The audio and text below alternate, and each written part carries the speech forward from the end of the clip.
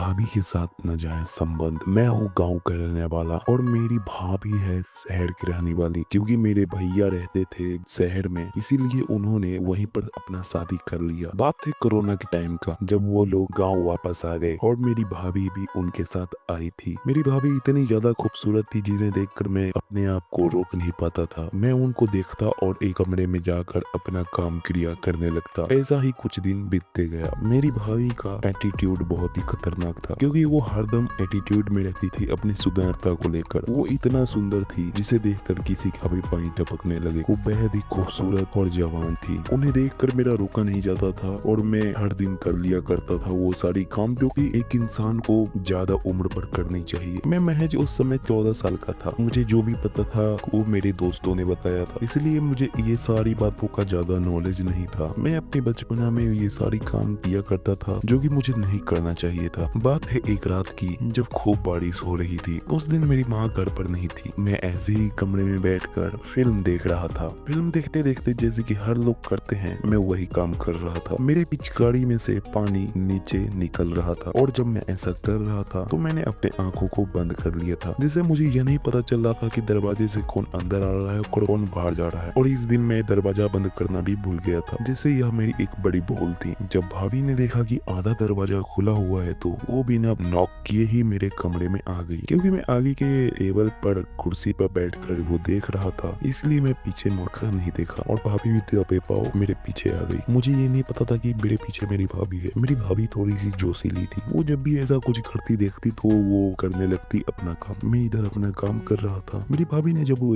ऐसा मुझे देखा तो वो भी अपना वो काम को करने लगी। धीरे धीरे कुछ समय बीत गया और फिल्म आधा घंटा का हो चुका था। मैंने देखा कि पीछे से कुछ आवाजें आ रही है। जब मैंने पीछे मुड़कर देखा तो भाभी का ये रूप देखकर मैं रुक नहीं सका, लेकिन मेरे अंदर एक शर्मिंदा इंसान बैठा हुआ था जो कि शर्म के मारे वहां से भाग निकला। मैं तब तो वहां से भाग निकला, लेकिन मुझे आज पता चल गया कि मेरी भाभी भी इसमें बहुत ज्यादा इंटरेस्टेड है और शायद से वो भी वो सारा चीज करना चाहती है जो कि मैं करना चाहता हूँ। रात बीत चुकी थी, अब हो गया था सुबह का समय। मेरी भाभी जो मुझसे बात भी नहीं किया करती थी वो मुझसे अब बात करने लगी। हर रोज मुझे बोला करती थी कि सुरेश तुम बहुत ही ज्यादा बड़े हो रहे हो। मुझे ये लगता था कि वो मुझे बड़ा होते हुए नहीं बोल रही है, वो तो उसे बोल रही है जिसे उन्होंने रात में देखा था। हाँ, वो बात कर रही है मेरी छोटे दोस्त की, जो कि पहले तो बहुत ही छोटा हुआ करता था, लेकिन अभी तुरंत भाभी के आते ही वो बड़ा हो चुका था। जब भाभी ऐसा बात करती तो वो और भी ज्यादा खड़ा हो जाता था और भाभी भी उसे देखकर अपनी आंखें सेक लिया करती थी। ऐसा ही कुछ दिन बीतते गया। कभी भी हम दोनों ने खुलकर बात नहीं किया। बात आती है कुछ दिनों बाद की, जब कोरोना थोड़ा सा शांत हो चुका, तब मेरे भैया ने बोला सुरेश मैं जा रहा हूँ अपने ऑफिस के काम से, भाभी यहीं कुछ दिन रहेगी क्योंकि अभी उधर पूरा मामला सलटा हुआ नहीं है। मैं 10 दिनों के बाद तुरंत ही आ जाऊंगा, तुम भाभी का ध्यान रखना। मैंने भैया को बोला कि हाँ भैया, मैं भाभी का एकदम अच्छे से ध्यान रखूंगा। कुछ दिनों के बाद भाभी को बहुत जोरों से बुखार लग जाता है। मैं सोचता हूँ कि अब मैं क्या करूँ, मैं क्या करूँ। फिर मैं अपने दोस्त के पापा को फोन लगाता हूँ, क्योंकि वो डॉक्टर थे, और उनको बोलता हूँ कि आप जल्दी आइए मेरे घर पर, मेरी भाभी का बीमार हो गई है। फिर वो आते हैं और जब वो उसे सुई लगा रहे होते हैं तो मैं भाभी का आगे से तो देखा हुआ था, लेकिन अब मैं पीछे से भी देख लिया और मेरा मन और भी जोशीला हो गया। मैं वो सारा कुछ करना चाहता था जो कि एक आम इंसान शादी के बाद करता है। इस बारे में मैंने कल होकर भाभी से बात किया। भाभी का भी मन बहुत ही ज्यादा वो सब करने का था, क्योंकि कोरोना के टाइम से भैया उन्हें वो सुख नहीं दे पा रहे थे जो कि वो चाहती थी। फिर बात आती है एक दिन की, जब मैं भाभी के कमरे में बैठकर फिल्म देख रहा, भाभी पीछे से आई और फिर से वो देखने लगी। फिर से कुछ वैसा ही हुआ जिस तरीके से रात में हुआ था, लेकिन इस बार भाभी आकर मेरे बगल में बैठ गई। मैं अपना हिम्मत पूरा रखकर भाभी के पैर पर हाथ रखा। सहलाते सहलाते मैं वहां तक पहुंच गया जहां तक मेरा मंजिल था। मैं अपने मंजिल पर पहुंचने के बाद मैं अपना काम स्टार्ट कर देता हूँ। भाभी भी बहुत ज्यादा खुश हो जाती। हम दोनों का मन पानी पानी हो चुका था। भाभी इधर लिपटी हुई थी, मैं उधर लिपटा हुआ था। सुबह हो जाता है और हम दोनों को बहुत ही ज्यादा मजा आता है। आगे क्या हुआ इसे जानने के लिए आप चैनल को सब्सक्राइब कर ले और भाभी की स्टोरी देखने के लिए पार्ट 2 कमेंट जल्दी से करिए।